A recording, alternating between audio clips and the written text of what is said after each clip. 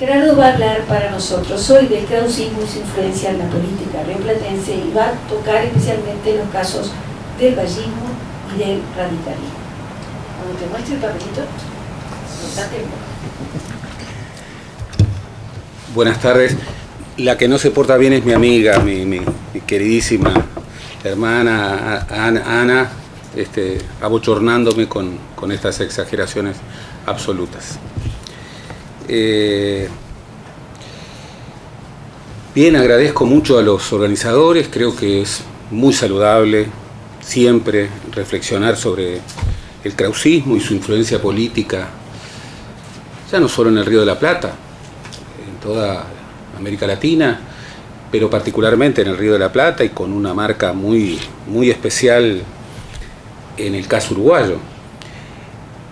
Reflexionar sobre una corriente como el krausismo nos devuelve al núcleo fundamental, que es el tema del debate de ideas, que solemos descuidar en el análisis de la política. Solemos relativizar en cuanto a su influencia, su, digamos, capacidad definidora de acontecimientos y de procesos.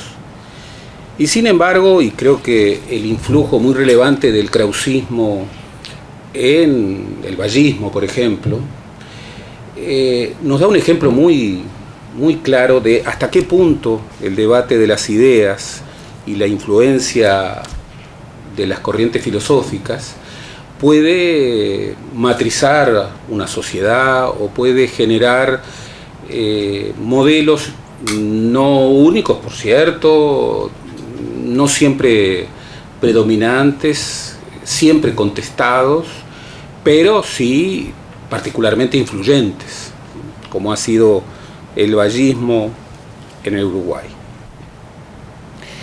Sobre la influencia del krausismo y su influencia política en el Río de la Plata hay una bibliografía, yo creo que sólida, fuerte, lo cual no implica para nada, digamos, registrar todo lo que falta por estudiar. Aquí tenemos con nosotros a Susana Monreal, que es nuestra erudita contemporánea sobre el krausismo y nos ha dado un libro extraordinariamente relevante sobre cómo el krausismo permeó en la sociedad uruguaya a través de círculos intelectuales. Pero también hemos tenido otros trabajos, no solamente impulsados desde el campo intelectual, como por ejemplo la extraordinaria obra de Arturo Ardao, sino también desde la reflexión política. Y en este sentido quiero recordar el valor en términos intelectuales, pero sobre todo el valor en términos, digamos, de testimonio político de aquella Fundación Prudencio Vázquez y Vega, creada por Jorge Valle, y en la cual, bueno, trabajaron dirigentes políticos de mucha relevancia en la lista 15 y en el vallismo.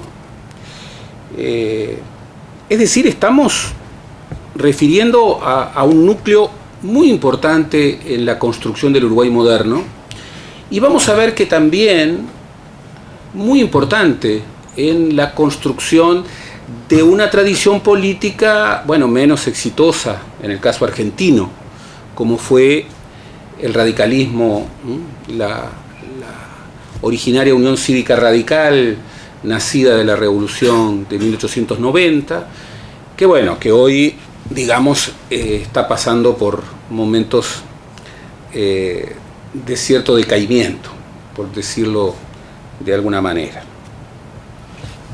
Quiero, antes que nada, perfilar algunas ideas a propósito de los orígenes y de la difusión del krausismo y de su núcleo fundamental, sobre todo desde la mirada del krausismo que fue referente en el medio uruguayo, que fue el krausismo español, porque también se leyó a Arens y a Krause y a Tiberghien y a tantos otros, generalmente, salvo excepciones, desde traducciones españolas. Y obviamente que la traducción construye el texto.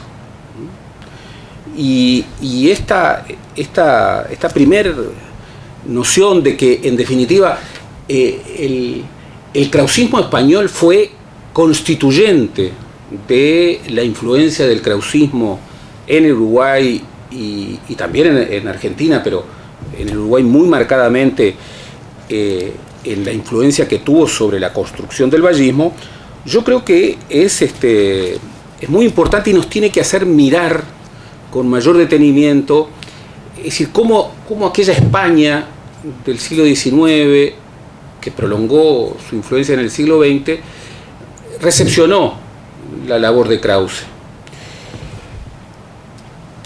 Allí en esta obra monumental que es el Diccionario Político y Social de la España del siglo XIX en un tomo y del siglo XX en otro, dirigida por Francisco Sebastián y por Juan Francisco Fuentes, por Javier Francisco Sebastián y por Juan Francisco Fuentes, se establece algunos perfiles de cómo fue ese primer krausismo español que recibió y cómo lo recibió.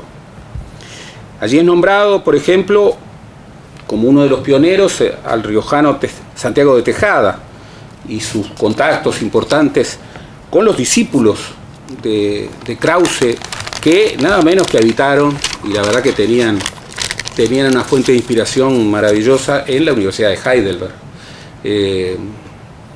Realmente quienes hemos estado en la Universidad de Heidelberg podemos registrar un paisaje que realmente promueve el discurrir filosófico. Fue muy importante el núcleo belga-español, porque, por ejemplo, la traducción de Arens, uno de los discípulos más relevantes de Krause, con su curso de Derecho Natural tan importante en la construcción política del vallismo, fue nada menos que Julio Sáenz del Río.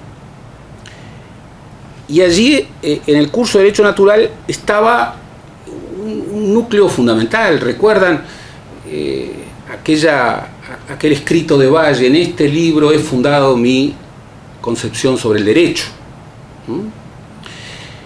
Bien, esta lectura de alguien que, como Valle y Ordóñez, era un hombre de una extraordinaria capacidad de convicción, de una pulsión creadora gigantesca, pero de un talante filosófico que siempre nutrió a su accionar y a su visión de la política, pero no era propiamente un intelectual. Tenía la cultura de lo que también fue, y de manera muy descollante, un periodista. Sin embargo, hay algunas lecturas muy profundas en Valle y Ordóñez que son constituyentes, y no cabe duda, no es la única, pero que el curso de Derecho Natural de Arens es una de esas lecturas constituyentes. Y en ella, obviamente, encontró el primer eje de la recepción y de la construcción del propio krausismo español, que era, bueno, esa capacidad regeneradora de una filosofía para dar batalla contra gobiernos conservadores, o por lo menos considerados conservadores. En esa misma línea, otro libro que fue muy importante en su traducción española fue el Compendio de Historia Universal del historiador krausista Weber, que es una apología de la tolerancia, de la modernización, incluso que recoge esa idea que está tan identificado con el krausismo y que tanto influyó en la visión de las relaciones internacionales del vallismo, que era, bueno, una universalización de las relaciones humanas, de las relaciones intergubernamentales, lo cual se anudaba muy claramente con una caja de herramientas, en este caso filosófica, que era muy relevante para una crítica al establishment español del siglo XIX. ¿Cuáles eran las principales ideas fuerza de ese krausismo que era recibido por algunos jóvenes y por algunos filósofos en España como un instrumento de lucha política y de lucha filosófica contra la España conservadora? Bueno, esta idea de la legitimación del conflicto, pero como premisa para la construcción de la armonía universal, de la armonía humana. Esta idea del progreso y la inmanencia, que podemos traducir de muchas formas, pero que una manera de traducirla es la capacidad transformadora del cambio por acuerdo. La reivindicación de la reforma, que siempre tiene un nivel mayor o menor de acuerdo entre las partes, entre los distintos, y que siempre es una respuesta a un conflicto. La capacidad transformadora de la reforma, que incluso la historia nos ha revelado, casi siempre es mucho más perdurable y profunda que la marca transformadora de las revoluciones.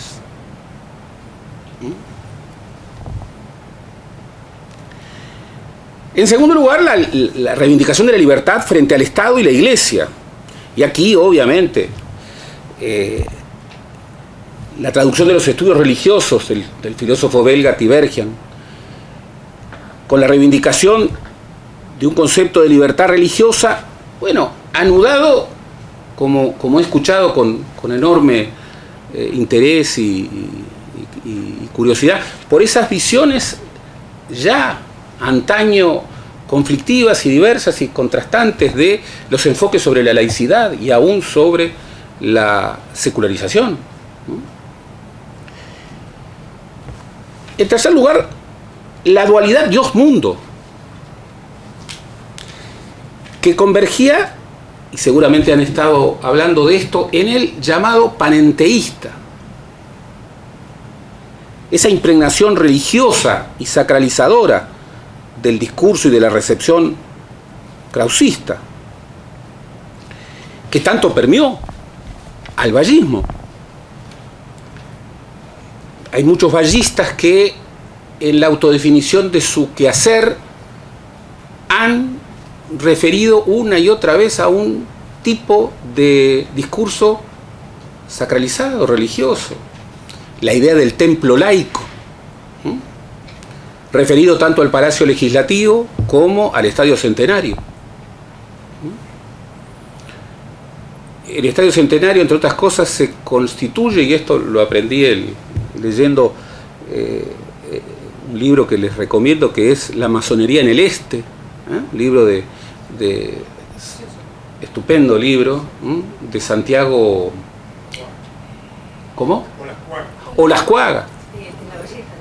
Estupendo, un profesor minuano comprometido, que hace un estudio erudito y muy fino, que entre otras cosas registra que el Estadio Centenario surge de un acuerdo entre el gobierno de Montevideo de entonces, 1929, y la Asociación Uruguaya de Fútbol, por el cual en su artículo 7º se prohibía para siempre que ese estadio fuera utilizado para una actividad que no fuera laica.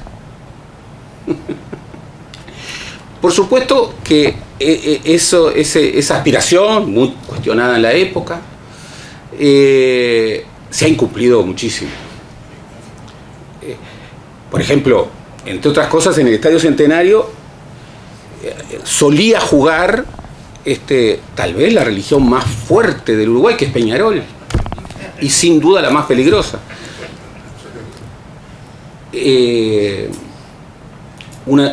O si no, la identidad más fuerte, en un país, por suerte, de identidades débiles. La centralidad del compromiso moral y la guía del bien común por el bien mismo. Esa idea de que la clave de la pulsión transformadora es moral. No es un conflicto de intereses, no es una lucha de clases. Y el bien no está orientado a una, digamos, a un desenlace trascendente entre el bien y el mal, entre el premio y el castigo. El racionalismo y la independencia intelectual, desde una perspectiva que se orienta a lo educativo y a lo jurídico, y la propia percepción del derecho como la base de condiciones que habilita el desarrollo armónico de las personas con la garantía del Estado. Esta idea, digamos, del Estado escudo de los débiles, que es tan cara al vallismo uruguayo, bueno, es una idea de inspiración krausista. Por cierto, hay otras ideas que están configurando ese primer krausismo y cómo es recibido en términos de recepción, pero también selección. Las ideas no son simplemente incorporadas pasivamente. Las traducciones no son solamente traiciones, son reconstrucciones. Un traductor no es alguien, digamos, no es alguien que no influya sobre el texto, aunque no quiera. Pero al mismo tiempo el que recibe un texto y el que incorpora una corriente filosófica no es meramente un copiador,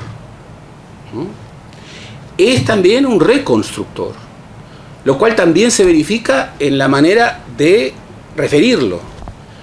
Esto no quiere decir que todos los krausismos incorporen vertientes nacionales, no, pero quiere decir que haber llegado al krausismo vía el krausismo español y las traducciones españoles de los grandes autores del krausismo no es menor. Del mismo modo que, como ocurrió en la enorme mayoría de los sindicatos uruguayos, haber leído a Marx desde el francés no es irrelevante, no es irrelevante. Es también constitutivo de una manera de recepción. El siglo XX español, como señala Gonzalo de Capellán, planteó una suerte de resignificación en el lenguaje, que derivó en una resignificación conceptual. Y allí la palabra institucionismo pasó a referir y alojar en su seno el krausismo, como expresión de un realismo armónico. Allí ya había un combate conceptual importante, en donde no solo se luchaba por palabras, sino que se luchaba por eso en lo que a veces terminan las palabras, que son conceptos, que no son lo mismo que las palabras. Las palabras, y nosotros con Ana trabajamos el tema de la historia conceptual, y Susana también, sabemos que la historia conceptual es un poco la búsqueda de ese núcleo que configura un pleito político, que hace de las palabras en tanto posibilidades significativas, que convierte a las palabras en tanto posibilidades significativas en conceptos, que son significaciones provisorias, abiertas, muchas veces polisémicas. Allí ya, donde hay un concepto en debate, que cruza al krausismo, que cruza esta resignificación del institucionismo, ahí entra en debate hasta qué punto, y esto se da en España, bueno, allí hay socialismo o hay liberalismo. Y estos fueron los debates en los que estuvieron Sáiz del Río, pero también, bueno, figuras de la talla de Giner, de Azcárate, de Salmarón y tantos otros. Susana Monreal, a quien tenemos aquí, ha destacado con mucha precisión, a mi juicio, 3 aspectos del krausismo que generaron una particular adhesión en el Uruguay. 3 aspectos que incluso pueden trasuntarse en 4. Y tomo sus referencias. En primer lugar, la noción de religión natural. no hay error más grave que suponer que Valle era un ateo.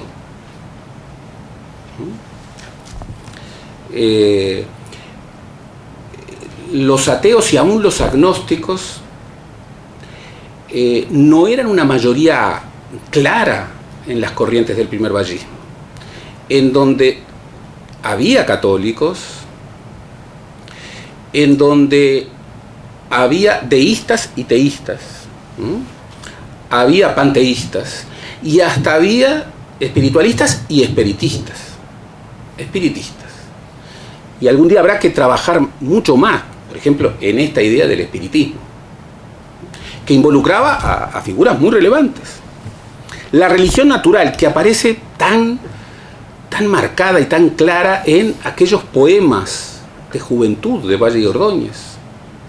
El Dios en quien yo creo, cómo se adora a Dios, y tantos otros.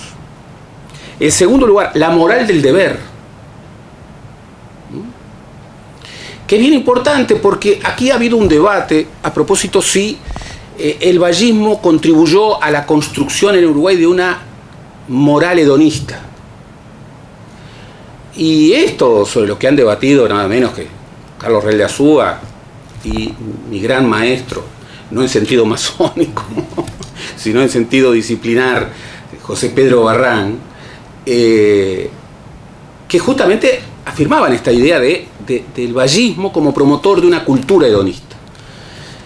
Y cuando uno comienza a recorrer los textos y cuando uno comienza a ver ese pleito tan importante, el pleito por la moral privada y por la moral pública, en donde el krausismo estaba tan impregnado, bueno, realmente aparecen muchos argumentos para cuestionar esa visión de un movimiento que generaba una moral hedonista, una moral del mero hedonismo. En tercer lugar, sin duda, el reformismo social. La idea del pacto, pero el pacto no era una idea originariamente vallista. El vallismo era hegemonista. Valle de Ordóñez era un hombre con convicciones muchas veces avasallantes.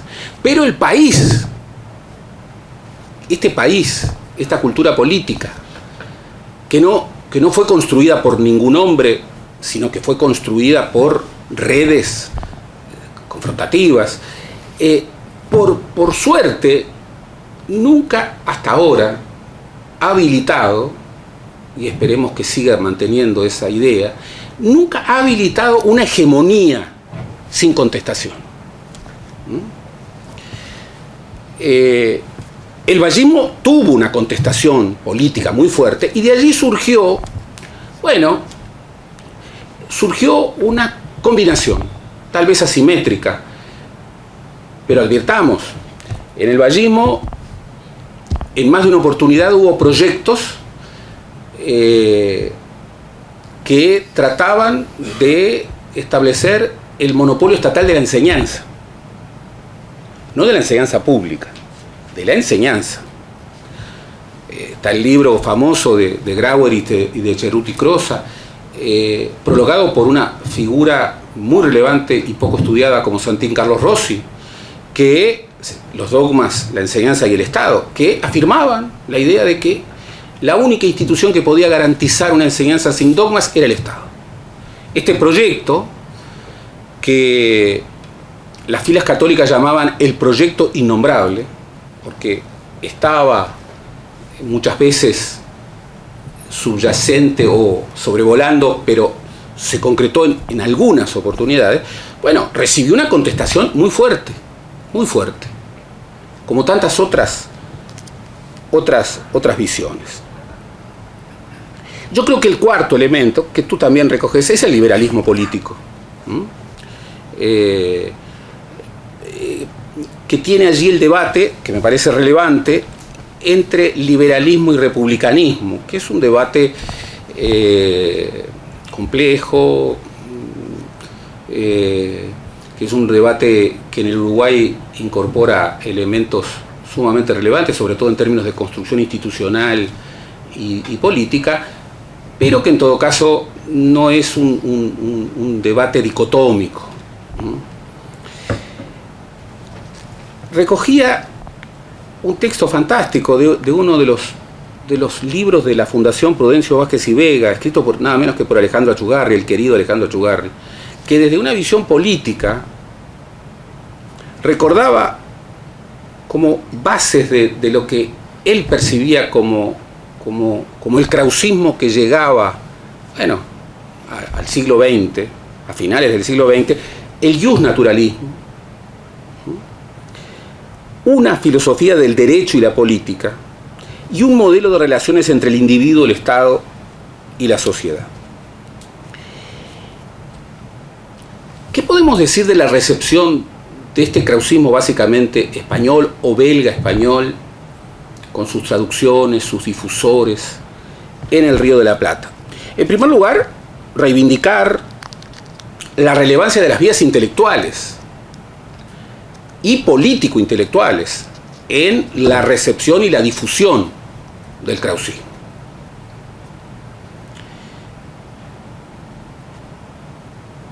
Por ejemplo, como ha estudiado Susana o ha estudiado Raquel García de Bouzas, la Facultad de Derecho, que supo ser una usina de construcción institucional, y los centros universitarios libres, debatían en el siglo XIX asuntos primordiales en términos filosóficos, pero que tuvieron una traducción política gigantesca en la construcción y en la constitución del Uruguay moderno.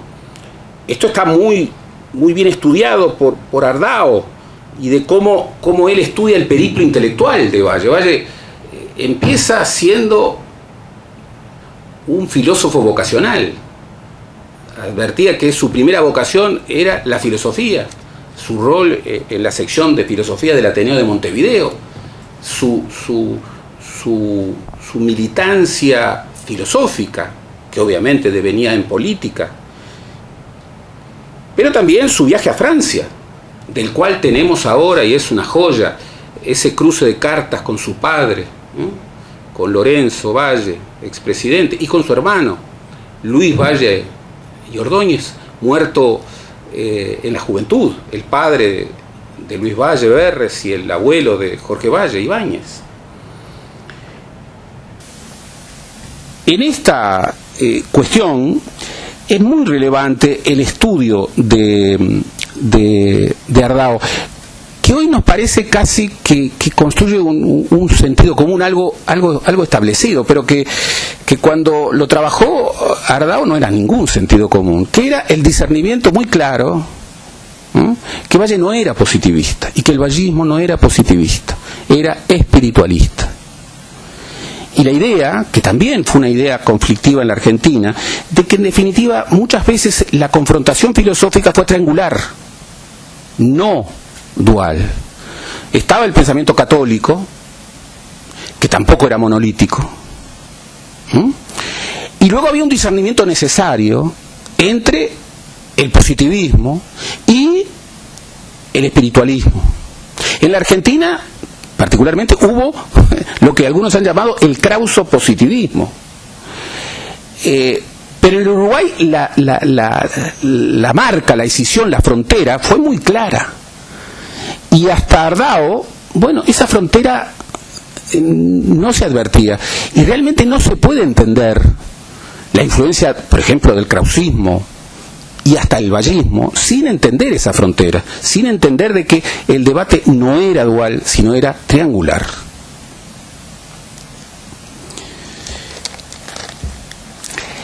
En el caso de la Argentina, y hay muchos trabajos que están estudiando y que han estudiado, también la llegada del krausismo básicamente español fue decisiva. Inicialmente se lo planteó como un instrumento para pelear contra el liberal conservadurismo del régimen. Alberdi lo llamó espiritualismo. La generación del 80 lo vio con recelo. Desde el punto de vista intelectual, muchas veces se lo confundió con un eclecticismo de cátedra. Existió también esa confusión entre positivistas y krausistas, pero es muy claro la relevancia primera de la llegada del krausismo a través de vías intelectuales, de vías filosóficas, de vías de lecturas y de traducciones del krausismo español, fundamentalmente. En particular, y acá hay un elemento clave, el krausismo influyó a dos figuras que son muy relevantes del 900 en el Río de la Plata: Valle y Ordóñez en el Uruguay e Hipólito Yrigoyen en la Argentina. Pero para entender a Hipólito Yrigoyen hay que advertir que la Unión Cívica Radical nació en la crisis política, con ese telón de crisis económico-financiera en la Argentina, y luego llevó adelante una profunda lucha revolucionaria, en donde el primer líder es el tío de Hipólito Yrigoyen, Leandro Alem, que termina suicidándose en 1897. Leandro Alem tenía una visión de la política extraordinariamente radical.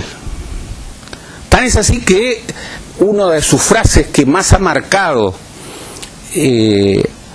a la política uruguaya y a franjas diversas de la política uruguaya es aquella que solía repetirme Óscar Brusquera como expresión de una de las ideas matrices del quijanismo y del marxismo, que era: en política hay que hacer lo que hay que hacer, y cuando lo que hay que hacer no se puede hacer, no hay que hacer nada. Bueno, era la reivindicación de la intransigencia. Para un colorado como era Valle y Ordóñez, esa visión no podía correr. La vieja visión colorada, de la cual Valle, con todo su impulso renovador, era heredero, era una visión contractualista, era una visión negociadora, era una visión articuladora. La intransigencia no era el eje posible. Sin embargo, hay una diferencia entre el radicalismo de Leandro Alem y ese otro radicalismo que tuvo a partir de la muerte de su tío el liderazgo de Hipólito Yrigoyen. Yrigoyen era el peludo, como se le llamaba. Era un hombre extraordinariamente enigmático. No es un hombre que haya escrito mucho, y escribió más de lo que habló, por lo que adviertan ustedes que se lo llamaba el mudo. ¿Por qué? Porque hablaba muy poco, y sobre todo hablaba muy poco en público. Sin embargo, ha sido definido, a mi juicio con mucho acierto, como alguien que en la vida pública y en la vida privada era un perfecto krausista. Austero, sobrio, recio. Aun cuando muchas veces se ha hablado que tenía un krausismo difuso, porque tampoco era un intelectual, sin embargo hay evidencias de una influencia muy importante del krausismo y de una gran admiración particular por Tiberghien. Particular. Claro, es un krausismo que articula con una cultura política diferente, y ahí está el equívoco de buscar el espejo, del vallismo, y el error de creer que el vallismo, como a veces se ha dicho, el vallismo es el radicalismo argentino y el nacionalismo es el peronismo. Primero, peronismo en Uruguay no. No. Cuando lo digo en la Argentina, los auditorios generalmente empiezan a envidiar extraordinariamente al Uruguay. Pero también generó algunas reacciones fuertes. Sin embargo, todas las búsquedas de definir por por comparación al vallismo con el radicalismo, y aún al vallismo, porque lo ha habido, con el peronismo,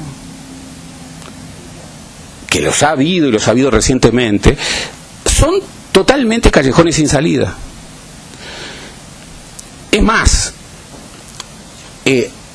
se ha tratado de filiar al herrerismo con el peronismo, y hubo una filiación política en algún momento, pero ¿dónde recaló Hipólito Yrigoyen cuando vino desterrado al Uruguay después del golpe de Estado del 8 de septiembre de 1930? En la casa de Luis Alberto de Herrera. Entonces, buscar esa asociación es un camino equivocado. La cultura política uruguaya es distinta, es otro país, es un país de pequeña escala, y una de los elementos que nos ayudan a entender la diversidad de esas culturas políticas es hasta qué punto el krausismo sí marcó un movimiento político que fue exitoso en la construcción contestada y plural del Uruguay moderno, mientras que el krausismo no fue exitoso, porque el radicalismo que lo recogió, primero lo recogió con cierta ambigüedad. Por ejemplo, ya en la Argentina, y esto está en las tensiones internas de la Unión Cívica Radical, había un perfil movimentista previo al peronismo que Hipólito Yrigoyen recogía. Había un problema en la aceptación de esa lógica que en el Uruguay es tan firme de los partidos. En la Argentina, ya en el tiempo de Hipólito Yrigoyen, la idea de un movimiento y no de un partido, y en todo caso un partido de la nación, que todos creen que se inició con el peronismo. No, ya está con Hipólito Yrigoyen, y ahí hay una lectura complicada del krausismo. Pero también en Hipólito Yrigoyen había federalismo. Está la documentación que registra urras nada menos que porrosas en actos radicales de los años 20, imposibles de registrar algo similar en los actos públicos del vallismo, la mayoría de los cuales se iniciaban entonando la marsellesa y nunca el himno nacional, considerado en los años 20 sospechosamente como un himno blanco. Y en los momentos de mayor euforia en la convención del Partido Colorado, además de la marsellesa, bueno, el himno a Garibaldi, con lo cual la barra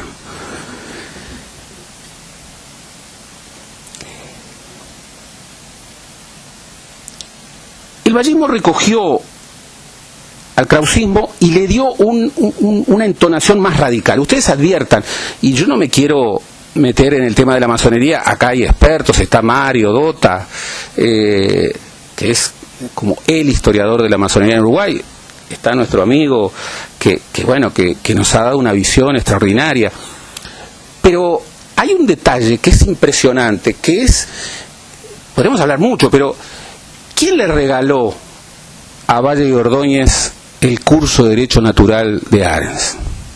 Se lo regaló nada menos que Ricardo J. Areco, una figura clave que hay que estudiar muchísimo más, pero que además fue gran maestro de la masonería nada menos que entre 1908, 1909, 1910, 1911. Y con Domingo Arena, que era el hijo de un zapatero italiano, químico farmacéutico luego, y abogado también, pero sobre todo un incondicional de Valle y Ordóñez, que decía, si no hubiera sido vallista, si no hubiera habido vallismo, hubiera sido socialista y casi con seguridad anarquista. Ricardo J. Areco, masón grado 33, pero además muy influyente en temas morales, fue el que le regaló el curso de Derecho Natural a Valle, pero también fue el que le regaló a los dos el libro de Luis Jacquet, Hacia la Unión Libre, y fue el promotor en 1911, 1912, del proyecto por la sola voluntad de uno de los cónyuges, que luego, en el debate con Ferreira, épocas increíbles, una conferencia en la universidad así lograba, primero, ser escuchada en el Parlamento, algo muy impresionante, de otro tiempo, pero además lograba influir en un debate parlamentario y lograba reorientar una ley disputada en un Parlamento que, bueno, era un Parlamento en donde no había representante del Partido Nacional, porque el Partido Nacional había declarado la abstención en 1910 frente a la segunda presidencia de Valle y Ordóñez, y allí solamente habían colorados, pero se dio en medio de un Parlamento colorado un debate fortísimo, y allí, en un debate extraordinario al cual le ha dedicado su último libro fantástico José Pedro Barrán,